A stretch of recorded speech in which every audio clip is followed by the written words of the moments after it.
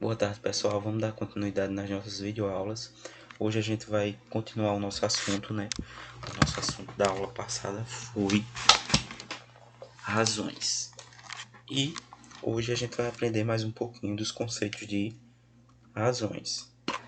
É importante que vocês, se vocês puderem abrir o livro aí, abram na página 132. Antes dessa partezinha aí, passo a passo, que foi um restinho que faltou eu comentar na aula passada, que o que seriam antecedente e o que é consequente. Vejam, essa razão aí, que foi a razão do primeiro exemplo da aula passada, que era o número de meninos e o número de meninas. Aí a razão deu um meio. E como a gente nomina esses termos da nossa razão? A gente nomina o termo 1, que é o termo que está no numerador, o número que está em cima, denominador, o número que está embaixo. O número que está em cima a gente chama de antecedente, e o número que está embaixo a gente chama de consequente. Os nomes dos termos da nossa razão são antecedente e consequente. Lembre-se, antecedente, o numerador, o número de cima. Consequente, o denominador, o número de baixo. Agora vamos para um assunto de razões inversas. O que seriam razões inversas? É quando a gente troca uma razão de posição. Quem é numerador passa a ser denominador e quem é denominador passa a ser numerador. Percebam aí no exemplo, ó, 3 quintos virou 5 terços. Essa é a razão inversa. Ou seja, a razão inversa de 3 quintos é 5 terços. É só isso que vocês precisam entender. Razão inversa de um número é onde o numerador deixa de ser numerador, passa a ser denominador. E o denominador passa a ser numerador.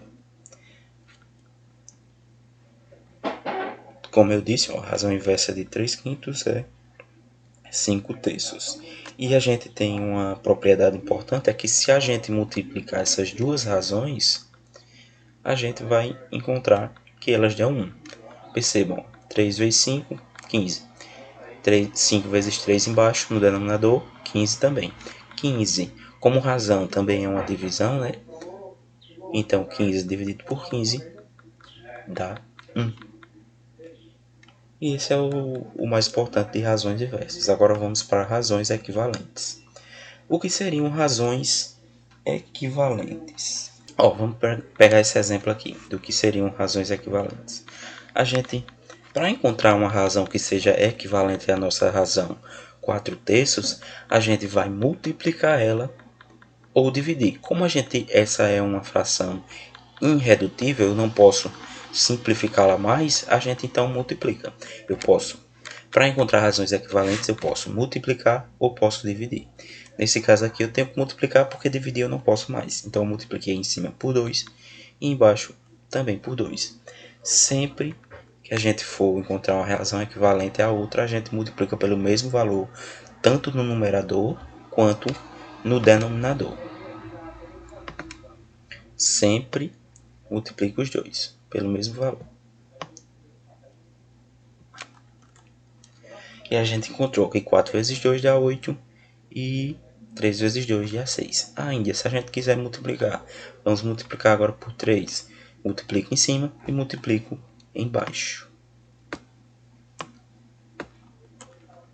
Que resulta em 24 18avos.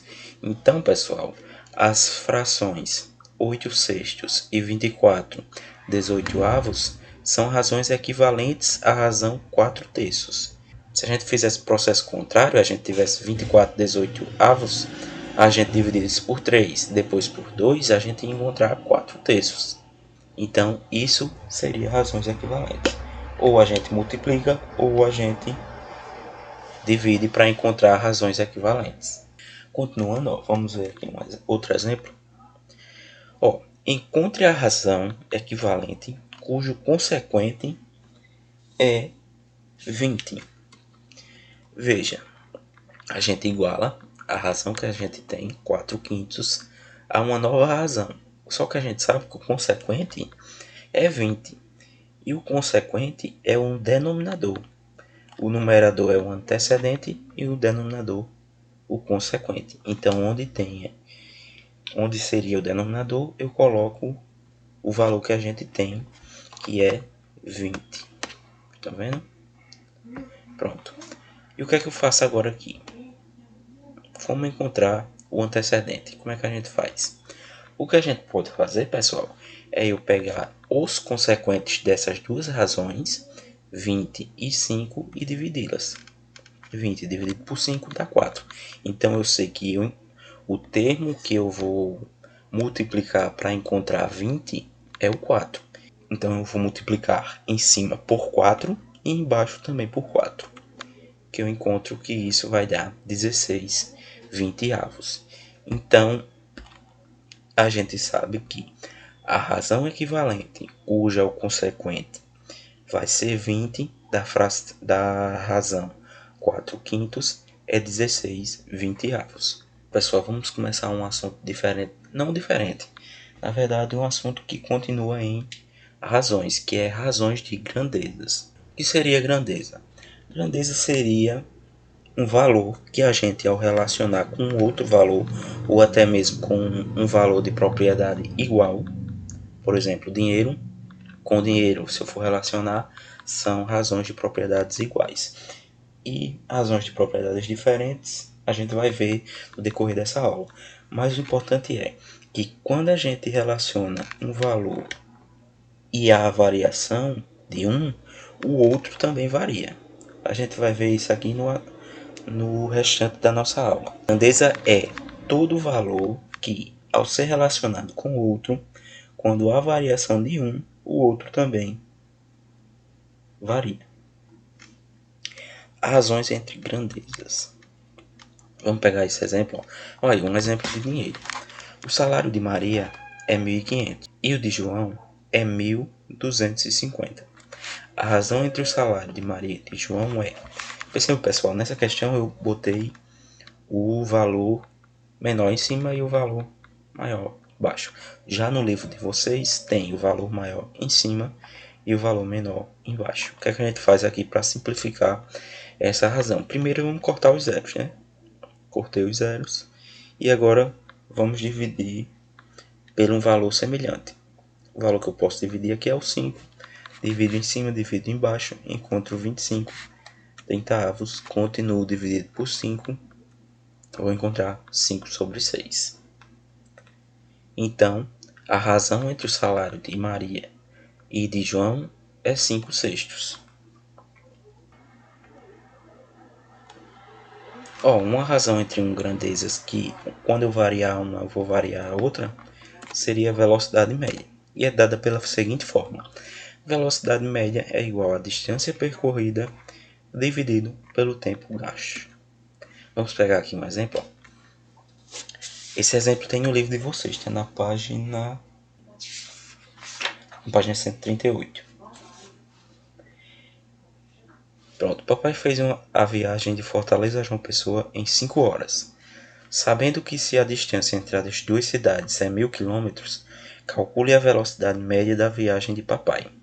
Para calcular a velocidade média, a gente precisa do valor da distância percorrida, que é 1.000 km, e o tempo gasto, que foi 5 horas. Para isso, a gente vai só dividir. 1.000 dividido por 5 dá 200. E vocês percebam que ficou quilômetros por hora, porque velocidade média é dada em quilômetros por hora. Quando você dividir 1.000 por 5, você vai obter 200. Aí você bota quilômetros e a barrinha por hora. Logo, a velocidade média foi de 200 km por hora, o que corresponde a percorrer 200 km a cada hora de viagem. Outra grandeza que a gente vai estudar aqui vai ser densidade demográfica. E para a gente calcular a densidade demográfica de uma cidade, esse assunto é um assunto de geografia, para a gente calcular isso, a gente precisa do número de habitantes e da área da região. A gente coloca o número de habitantes em cima e a área da região embaixo. Percebam, pessoal, que isso daqui é uma fórmula. Vocês têm que obedecer essa fórmula. Não pode estar mudando o número grande embaixo, o número pequeno em cima, porque vai dar errado. A gente tem que seguir essa fórmula para obter o cálculo correto. Em uma cidadezinha da Paraíba chamada Belém, vivem 8.000 pessoas. A região tem muitas fazendas e é formada por uma grande área de 1.000 km². Calcule a densidade demográfica dessa região. É só jogar os valores na fórmula, pessoal. Número de habitantes, a gente sabe que é 8.000 pessoas, e a área da região, 1.000 km². A gente vai cortar um zero aqui, corta um zero embaixo. Só cortar zeros, então. Em Belém, a densidade demográfica é de 8 habitantes por quilômetro quadrado. Como eu disse, logo a densidade demográfica de Belém é de 8 habitantes por quilômetro quadrado. Vamos ver mais uma grandeza. Renda per capita. E é dada pela seguinte fórmula. O PIB da cidade, que é o Produto Interno Bruto. Mais uma vez vocês vão ver falar sobre isso em jornais ou na aula de geografia, vocês verem. Vamos pegar esse exemplo. No País das Maravilhas existem 100 habitantes e a arrecadação total desse país é de 50 mil reais. Qual é a renda per capita de lá? Só jogar na fórmula. Renda per capita, aí o PIB, 50 mil reais e 100 habitantes. Corta um zero em cima, corta um zero embaixo, corta um zero em cima, corta um zero embaixo. Que isso vai dar 500 reais por habitante. Logo, se dividirmos a renda do País das Maravilhas igualmente por todos os seus habitantes, a renda per capita será igual a 500 reais por habitante. E essa, pessoal, é a atividade de hoje que eu quero que vocês façam. E depois a escola vai determinar um dia para vocês entregarem essa atividade. Pessoal, eu queria dar um recado a vocês que lá no meu site dá pra gente ver quem está assistindo as videoaulas. Então, por favor, quem não está assistindo, assista. Quem assistiu e quero que passe esse recado para os demais colegas, que eu sei quem está assistindo e quem não está assistindo, tá certo? Então fiquem com Deus e até mais, até a nossa próxima aula.